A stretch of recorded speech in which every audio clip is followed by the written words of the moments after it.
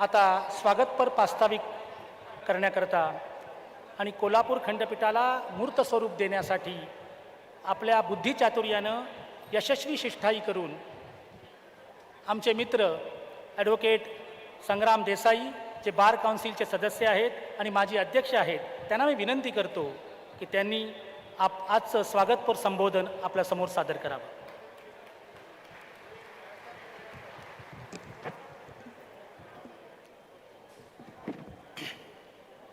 रत्नागिरी, सिंधुदुर्ग, कोल्हापूर, सांगली, सातारा, सोलापूर या 6 जिल्ह्यातील वकिलांचं, पक्षकारांचं गेल्या 45 वर्षाचं स्वप्न ज्यांनी पूर्ण केलं ते आदरणीय भूषण गवई साहेब यांचं अतिशय मनापासून मी आज इथे स्वागत करतो.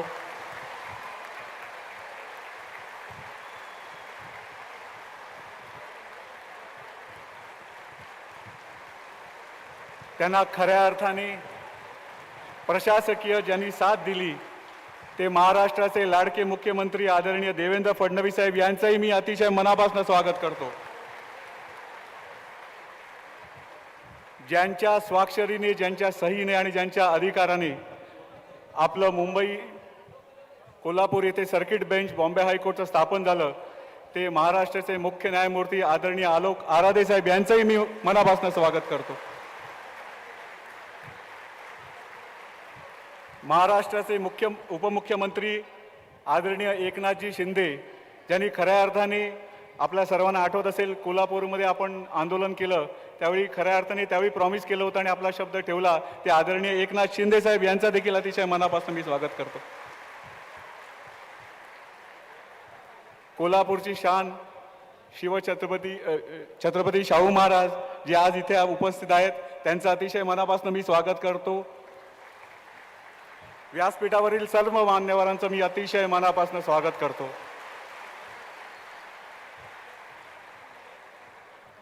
एक साधारण 5-5.5 वर्षापूर्वी बार काउन्सिलची इलेक्शन ज्यावेळी डिक्लेअर झाली त्यावेळी इलेक्शन कॉन्टेस्ट करताना विचार केला की सिंधुदुर्ग जिल्ह्यातल्या छोट्याशा जिल्ह्यातनं आलो मी, 500 वकील आणि आम्हाला 2,500-3,000 हजार मतं पाहिजेत, तर कसं निवडून येणार. आणि माझ्या मनात नेहमी एक प्रार्थना बसलेली आहे की आपण आयुष्य कसं जगावं. And it says God give me the serenity to accept the things which I cannot change. परमेश्वरा, ज्या गोष्टी मी बदलू शकत नाही ते आज सहन करण्याची मला ताकद दे, शांतता दे. Give me the courage to change the things which I can. ज्या गोष्टी मी बदलू शकतो ते बदलण्याची मला ताकद दे. And wisdom to know the difference between them. ज्या गोष्टी मी बदलू शकतो आणि ज्या गोष्टी मी बदलू शकत नाही ह्यामधला फरक समजण्याचं मला बुद्धी दे.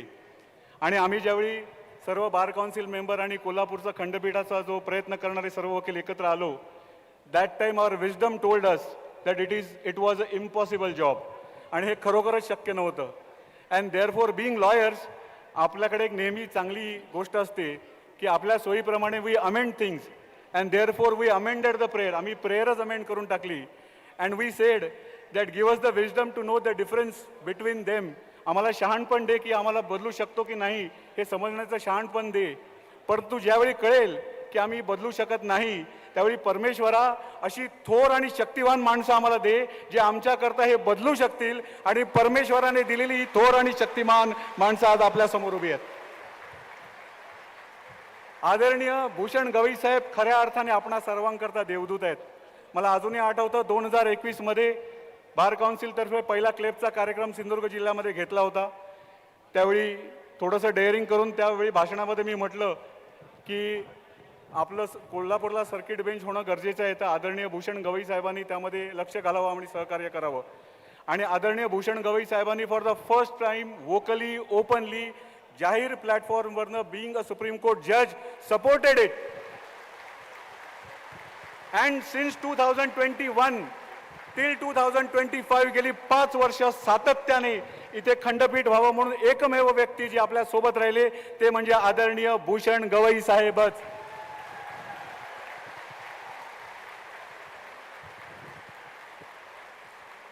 मी यावेळी बार काउन्सिल ऑफ महाराष्ट्र आणि गोवाचे अतिशय मनापासून आभार व्यक्त करतो आमच्या 24 सदस्यांचे, ज्यांनी मला खरोखर हा प्लॅटफॉर्म दिला, ज्यांनी मला हे सपोर्ट केला की ज्यांच्यामुळे आदरणीय भूषण गवई साहेबांपर्यंत पोहोचू शकलो. आदरणीय जयंत जायभावे साहेब आणि आदरणीय आशिष देशमुख साहेब यांचं मी खास मुद्दाम इथे आभार मानेन की त्यांनी मला खरोखरच खूप सपोर्ट केला आणि त्यांच्यामुळे इथपर्यंत पोहोचू शकलो. हे सांगत असताना मला अतिशय आनंद होतो की आदरणीय भूषण गवई साहेबांनी 2021 तो शब्द दिला. त्यानंतर वेगवेगळ्या ठिकाणी जे कार्यक्रम झाले त्या प्रत्येक कार्यक्रमात, मग तो नागपूर असेल, औरंगाबाद असेल, पुणाही असेल आणि मुंबई असेल, सगळ्या ठिकाणी आदरणीय गवई साहेबांनी तिथे हेच सांगितलं की कोल्हापूरला खंडपीठ झालं पाहिजे. बरेच वेळा आपण पुण्याच्या दिशेने गेलो, मुंबईच्या दिशेने गेलो की काही वेळा आपण आपला स्वतःला कंट्रोल करतो, पण गवई साहेबांनी आपला स्टँड पहिल्यापासून आतापर्यंत तोच ठेवला. आणि खरोखरच अशा एका थोर व्यक्तीने ज्यावेळी आपल्याला सपोर्ट केला त्याचवेळी ही गोष्ट होऊ शकली. त्यामुळे आमच्याकरता आदरणीय भूषण गवई साहेब हे देवदूत आहेत. सर, आपलं मनापासून खूप खूप या कोल्हापूर नगरीत स्वागत. काल संध्याकाळी आपण ज्यावेळी या कोल्हापूर नगरीमध्ये एंट्री केली, मला वाटत नाही की कुठल्याही, म्हणजे सॉरी टू से दॅट, राजकीय नेते खूप आहेत, पण कुठल्याही राजकीय नेत्यांचं स्वागत जेवढं झालं नसेल उत्स्फूर्तपणे, एवढं मोठं स्वागत आदरणीय भूषण गवई साहेबांचं झालं.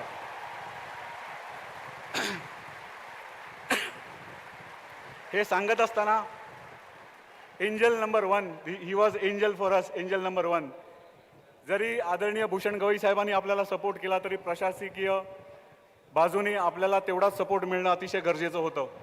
आणि मला खऱ्या अर्थाने आनंद होतो की साहेब, मला अजून आठवतं की 2019 आम्ही सगळे निवडून आल्यानंतर पहिली ज्यावेळी मीटिंग घेतली त्यावेळी आमची खंडपीठाची जी काय चळवळ होती ती एवढ्या मरगळीला आली होती की आम्हाला सगळ्यांना गोळा करून सगळ्यांना आम्ही पुन्हा येऊ, आम्ही पुन्हा येऊ, आम्ही पुन्हा येऊ असं ताकद द्यावी लागली.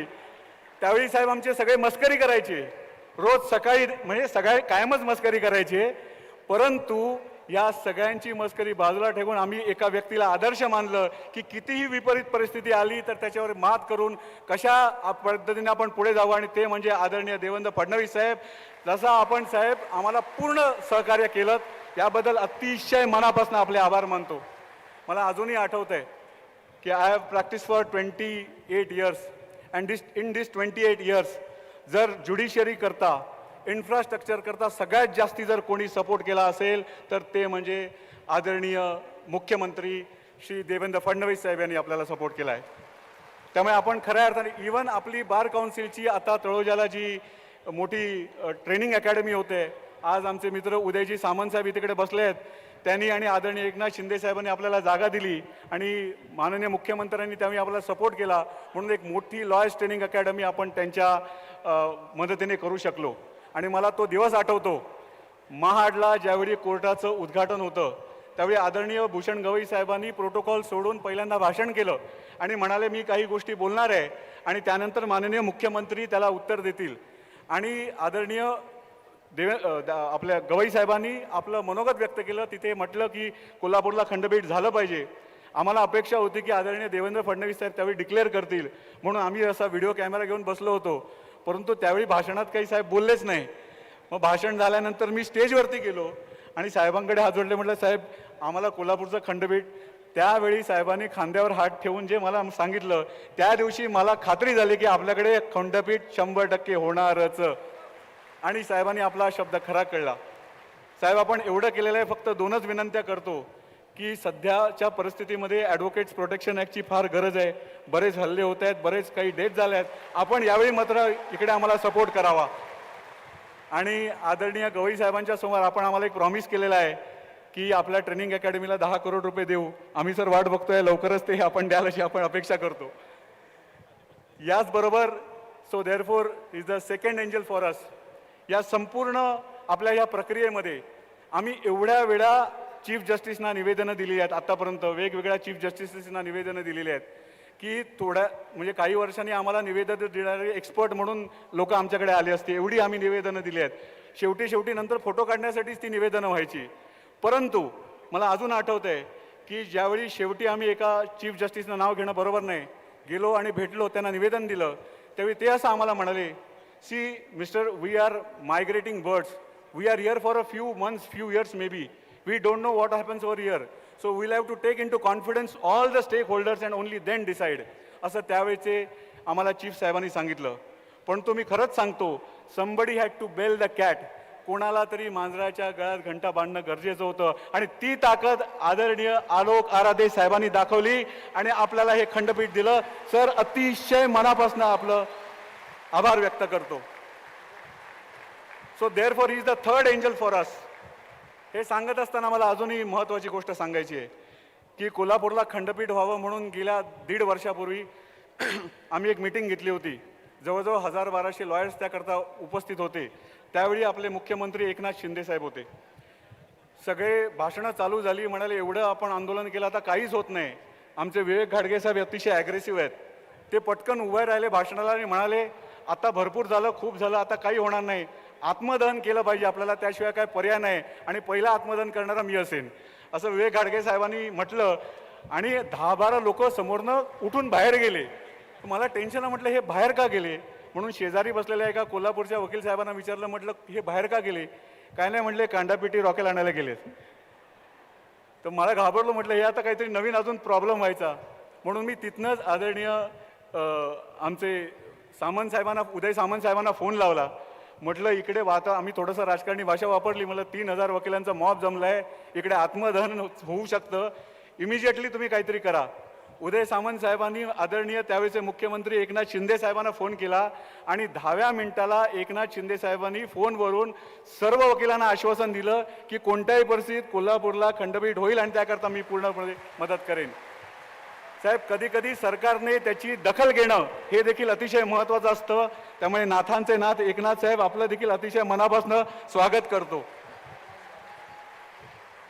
या कोल्हापूरच्या नगरीमध्ये साहेब आम्ही असंख्य वर्ष आंदोलनं केली. आज खऱ्या अर्थाने हे मूर्त स्वरूपाला आलेलं आहे. मला मुद्दाम सांगावंसं वाटतं की तो दिवस ज्या दिवशी राजभवनावरती आदरणीय गवई साहेबांनी एक मीटिंग बोलवली होती, त्या मीटिंगला आदरणीय आलोक आराधे साहेब, गायकवाड साहेब आणि आमचे गार्डियन आताचे इकडचे जस्टिस मकरंद कर्णिक साहेब हे सगळे तिकडे हजर होते आणि आमची तिकडे मीटिंग चालू होती. आणि मीटिंगमध्ये व्हेन्यू कुठला करावा, काय करावा, ह्या सगळ्या गोष्टींची चर्चा चालू होती. आणि बिल्डिंग कुठली करावी ह्याच्यावरनं थोडंसं अंदाज येत नव्हता.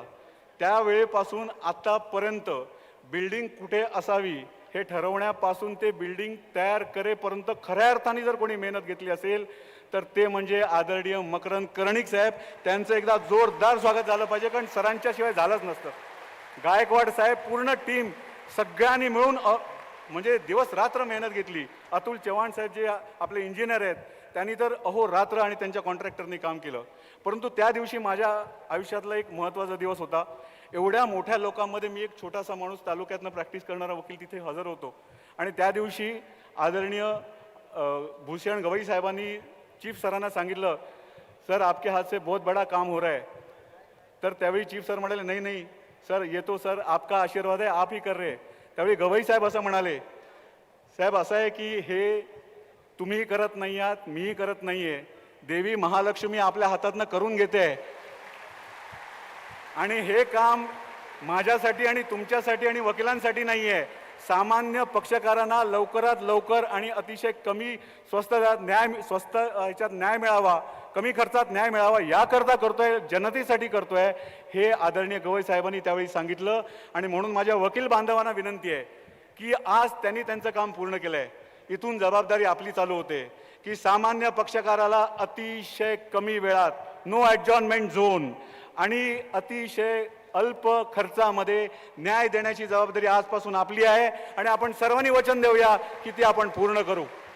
तरच खऱ्या अर्थाने त्यांनी जे काय मेहनत घेतली, प्रयत्न केले, त्याचा सगळ्याचं सार्थक ठरेल. शेवटी जाता जाता मी एवढंच सांगेन की आपण आजपर्यंत म्हणजे आपल्या सगळ्यांना माहिती आहे की भारताचे पंतप्रधान यांनी प्रभू श्री राम मंदिराची पुनर्स्थापना केली आणि संपूर्ण देशभरात हर्षोल्लास, सगळीकडे आनंदी आनंद. मला असं आज इथे म्हणायचं आहे की त्या मंदिराशी मी कंपॅरिझन नाही करणार, परंतु आपण सर्वांनी हे न्याय मंदिर कोल्हापुरात स्थापन करून त्याहीपेक्षा पुण्याचं काम केलं आहे असं मी म्हणेन. आणि या न्याय मंदिरात केवळ एका धर्माचे नाही तर सर्व धर्माचे लोक येतील. या आपल्या न्याय मंदिरामध्ये कुठला एक कुराण गीता याचं होणार नाही पठण, तर ह्या आपल्या न्याय मंदिरात डॉक्टर बाबासाहेब आंबेडकर यांनी लिहिलेल्या कॉन्स्टिट्यूशनचंच आदरपूर्वक इकडे पालन केलं जाईल. आणि म्हणून मला फार अभिमान आहे की अशा पद्धतीचं आज आपण इथे काम करतोय.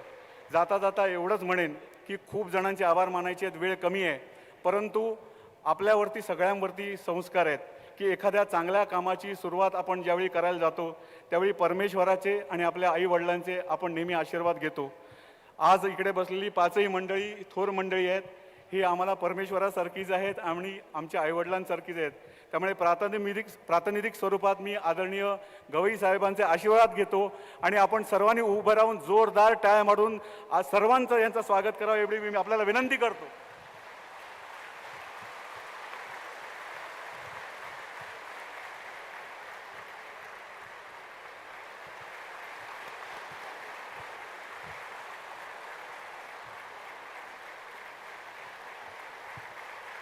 धन्यवाद संग्रामजी, जिंकलत तुम्ही.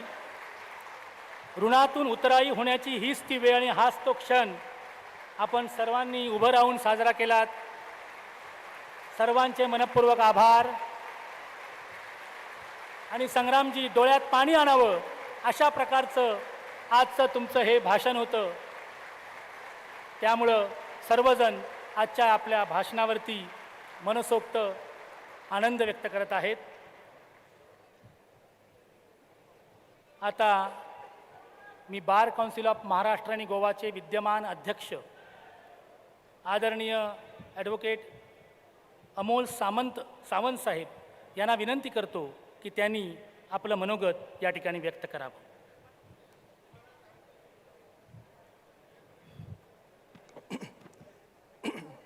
आदरणीय सरन्यायाधीश श्री गवई साहेब, सर्वोच्च न्यायालय दिल्ली, माननीय मुख्यमंत्री श्री देवेंद्रजी फडणवीस, मुंबई उच्च न्यायालयाचे मुख्य न्यायमूर्ती श्री आलोकजी आराधे, तसंच महाराष्ट्राचे उपमुख्यमंत्री श्री एकनाथरावजी शिंदे, कोल्हापूर सर्किट बेंचचे प्रशासकीय न्यायमूर्ती श्री मकरंदजी कर्णिक व राज्याचे भूषण असणारे खासदार छत्रपती शाहू महाराज, याबरोबरच व्यासपीठावरील सर्व मान्यवर व व्यासपीठावरच्या समोरच्या सर्व मान्यवरांचे मी एक धन्यवाद व्यक्त करतो.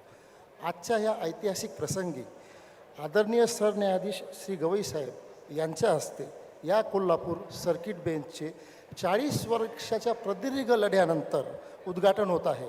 या प्रसंगी मी महाराष्ट्र व गोवा वकील परिषद तसेच वकील परिषदेचे 2,50,000 सदस्य यांच्या वतीनं या खंडपीठास मनपूर्वक शुभेच्छा देतो.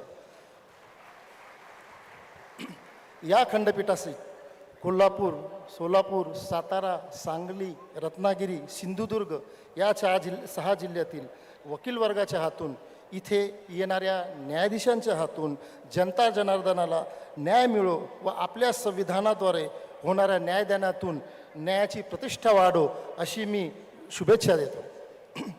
डिसेंट्रलायझेशन ऑफ ज्युडिशियरी हा काही भावनात्मक प्रश्न नाही, तर तो एक संविधानात्मक न्यायदान जलद गतीनं व विनाविलंब होण्यासाठी काळाची असलेली गरज आहे. तसेच उच्च न्यायालयाच्या justice for all and justice at the doorstep of the litigant या तत्वाशी सुसंगतसुद्धा आहे. कोल्हापूर खंडपीठाच्या बाबतीमध्ये हे खंडपीठ व्हावं याच्याकरता बार काउन्सिल ऑफ महाराष्ट्राने 2010 ते 2025 या कालावधीत 4 ठराव पारित केले आणि भक्कम पाठिंबा कोल्हापूर येथे खंडपीठ व्हावे म्हणून आम्ही बार काउन्सिलच्या वतीनं दिला होता. भारतीय न्यायव्यवस्थेचे लोकशाहीकरण होण्याकरता सर्वोच्च न्यायालयापासून तसंच जिल्हा न्यायालयापर्यंत विकेंद्रीकरण झाले पाहिजे ही बार काउन्सिलची सुरुवातीपासून असलेली भूमिका आहे आणि त्या भूमिकेवर आम्ही आजही ठाम आहोत आणि यापुढेही त्या भूमिकेवर आम्ही ठाम राहू. जाता जाता एवढंच सांगेल सर, श्रेय तर याच्यामध्ये खूप लोकांचं आहे, पण बार काउन्सिलच्या भूमिकेला बळ आणि मूर्त स्वरूप देण्याचं काम जर एखाद्या महान व्यक्तीने केलं असेल तर ते म्हणजे आदरणीय न्यायमूर्ती गवई साहेब यांनी केलं आहे. एखाद्या गोष्टीचं श्रेय घेण्याची चढाओढ लागते, पण इथं बसलेल्या सर्व तमाम जनतेला हे जरूर माहिती आहे की हे जे खंडपीठ झालंय, हा आजचा जो सोन्याचा दिवस या कोल्हापूरवासियांना आणि या 6 जिल्ह्यातल्या लोकांना मिळाला आहे, त्याचं श्रेय म्हणजे फक्त माननीय न्यायमूर्ती गवई साहेबच आहेत.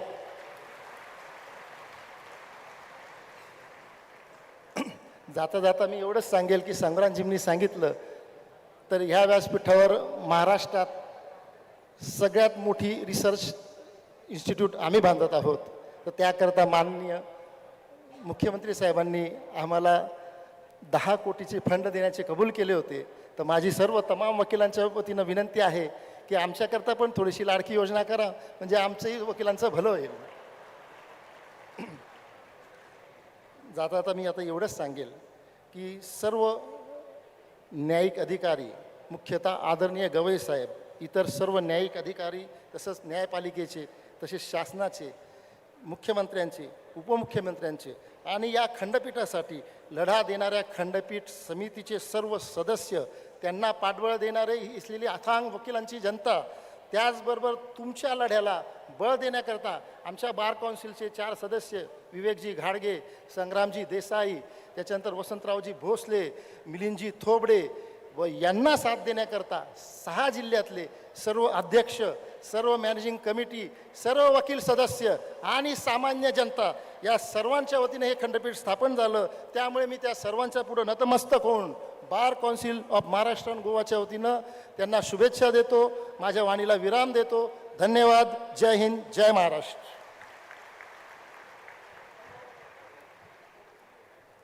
धन्यवाद सावंतसाहेब. कोल्हापूर खंडपीठाच्या उभारणीमध्ये ज्यांनी अथक परिश्रम घेतले आणि अत्यंत जबाबदारीने हे कार्य सिद्धीस नेले, असे मुंबई उच्च न्यायालयाचे न्यायमूर्ती आदरणीय मकरंद कर्णिक साहेब, जे कोल्हापूर खंडपीठाचे पहिले प्रमुख प्रशासकीय न्यायाधीश आहेत, त्यांना मी विनंती करतो की त्यांनी या प्रसंगी आपलं मनोगत आणि स्वागतपर संबोधन करावं.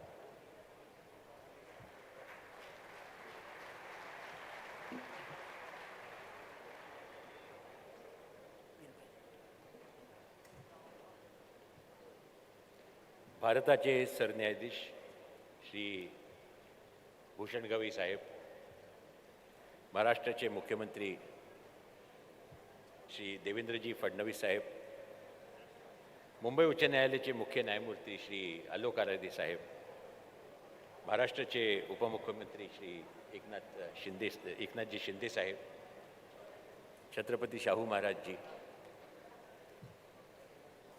कोल्हापूरचे पालकमंत्री, माझे सर्व सहकारी बंधू भगिनी, मंचावर उपस्थित सर्व मान्यवर, आज या कार्यक्रमास उपस्थित असलेले सर्व मान्यवर, माझे वकील बंधू भगिनी आणि आपण सर्व, आज खऱ्या अर्थाने महाराष्ट्राच्या सामाजिक व न्यायिक इतिहासात सुवर्ण अक्षरांनी लिहून ठेवावा असा दिवस आहे. आज आपण एक अत्यंत महत्त्वाच्या सोहळ्यासाठी एकत्र आलो आहे. कोल्हापूर येथे सर्किट बेंच स्थापन होणे ही केवळ भौगोलिक सोय नाही, ती सामाजिक न्यायाची गरज आहे. कोल्हापूर हे ऐतिहासिक, सांस्कृतिक आणि प्रशासकीय दृष्टिकोनातून पश्चिम महाराष्ट्राचे केंद्र आहे. आजपर्यंत कोल्हापूर, सातारा, सांगली, सोलापूर, रत्नागिरी, सिंधुदुर्ग या भागातील हजारो नागरिकांना न्यायासाठी मुंबईला प्रवास करावा लागायचा. वेळ, पैसा आणि मानसिक त्रास वाट्यात यायचा. पण आता सर्किट बेंचमुळे न्यायाचा हक्क आपल्या दाराशी आला आहे. सर्किट बेंच स्थापन होणे म्हणजे लोकशाही सशक्त होणे. हे केवळ न्याय प्रक्रियेचे विकेंद्रीकरण नाही, तर न्याय मिळवण्याच्या संधीचा लोकशाहीकरण आहे. संविधानाच्या अनुच्छेद 39 नुसार प्रत्येक नागरिकाला न्याय मिळण्याची समान संधी मिळावी, हीच संविधानाची भूमिका आहे. आजचा ऐतिहासिक दिवस आपल्या सर्वांचे आदरणीय भारताचे सरन्यायाधीश न्यायमूर्ती श्री भूषण गवई साहेब यांच्या विशेष प्रयत्नांमुळे साकार होऊ शकला. न्यायमूर्ती गवई सर यांनी सातत्याने ही भूमिका राहिली आहे की न्याय शेवटच्या घटकापर्यंत पोहोचला पाहिजे. जलदगतीने हे काम साकार होण्यात मुंबई उच्च न्यायालयाचे मुख्य न्यायमूर्ती श्री आलोक आराधे साहेब यांचे योगदानही मोठे आहे. तसेच विशेष उल्लेख करावा लागेल तो महाराष्ट्र शासनाचा. मी व श्री विलास गायकवाड सहसचिव महाराष्ट्र शासन हे या जुन्या बिल्डिंगची पाहणी करत असताना असं लक्षात आलं की परिस्थिती बिकट आहे, पण काही अशक्य नाही. परंतु शासनाने तत्परतेने इमारतीचे पुनर्निर्माण केले. ज्या कामास किमान 6 महिने लागले असते ते काम केवळ 31 दिवसात झाले. शासनाच्या जलद निर्णय प्रक्रियेमुळे आणि अंमलबजावणीमुळे इमारत पुनर्निर्माण व सर्किट बेंच कार्यान्वित होण्यात श्री देवेंद्रजी फडणवीस साहेब मुख्यमंत्री महाराष्ट्र राज्य, तसेच पुणे विभागाचे चीफ इंजिनियर श्री अतुल चव्हाण साहेब, मुख्य अभियंता PWD पुणे श्री अमोल येडगे जिल्हाधिकारी, श्रीमती के मंजुला लक्ष्मी ज्या मनपा आयुक्त आहेत, Shri Karthikeyan chief executive officer जिल्हा परिषद, श्री हेमंत भोसले ह्या लोकांबरोबर मी 1 महिना बरेच काम केलं, एकत्र काम केलं. मी, विलास गायकवाड, हेमंत भोसले, रजिस्ट्रीचे सर्व सहकारी, अतुल चव्हाणजी, बरेच मीटिंग झाल्या. वेळोवेळी चीफ जस्टिस साहेबांनी व्हिडिओ कॉन्फरन्सिंगद्वारे मीटिंग्स घेतल्या आणि प्रत्येक वेळेला आम्हाला शासनाकडनं अगदी खऱ्या अर्थाने सहकार्य मिळत गेलं. मला ते ह्या ठिकाणी एकच सांगावं असं आपल्याला वाटतं, ते म्हणजे माझे बरेच वकील बंधू भगिनी जे बरेच वर्ष मुंबईत प्रॅक्टिस करायचे, आज ते कोल्हापूर सर्किट बेंचमुळे सुरुवातीला थोडा नॅचरली जेव्हा काही नवीन घडत असतात तेव्हा बदल हा कोणाला ॲक्सेप्टेबल नसतो इझिली, आपण सेटल झालेलो असतो. पण नंतर सर्वांनी अगदी एकमताने आणि पॉझिटिव्हली सगळा विचार करून जवळजवळ 200 ते 250 माझे वकील बंधू भगिनी या ठिकाणी स्थायी झालेले आहेत. आणि मी माझ्या सहकाऱ्यांच्या वतीने, मला चीफ जस्टिस साहेब पण म्हणाले, CJI साहेब पण म्हणाले की आम्ही जेव्हा हे बेंच सुरुवात करू तेव्हा सगळं खेळीमेळीच्या वातावरणात आणि सहकार्य करून सुरुवातीला आपल्याकडनं खूप सहकार्याची अपेक्षा आहे, जी मला बारच्या लोकांनी प्रॉमिस केलेलं आहे की आम्ही तुम्हाला सहकार्य करू. आणि आमच्याकडून कुठलाही तुम्हाला त्रास होणार नाही याचं मी माझ्या तिन्ही सहकाऱ्यांच्या वतीने, दिघे साहेब झाले, शर्मिला देशमुख न्यायमूर्ती झाल्या, संतोष चपळगावकरजी झाले, हे तुम्हाला आश्वासन देतो. आणि आपण सगळे मिळून एक चांगली ही इन्स्टिट्यूशन पुढे नेण्याच्या दृष्टिकोनातून बॉम्बे हायकोर्टचं नाव जे आहे, we must always keep the flag flying high of the Bombay High Court and maintain the rich traditions and culture of this great institution. हे म्हणून माझे 2 शब्द मी थांबवेन. धन्यवाद. जय हिंद, जय महाराष्ट्र.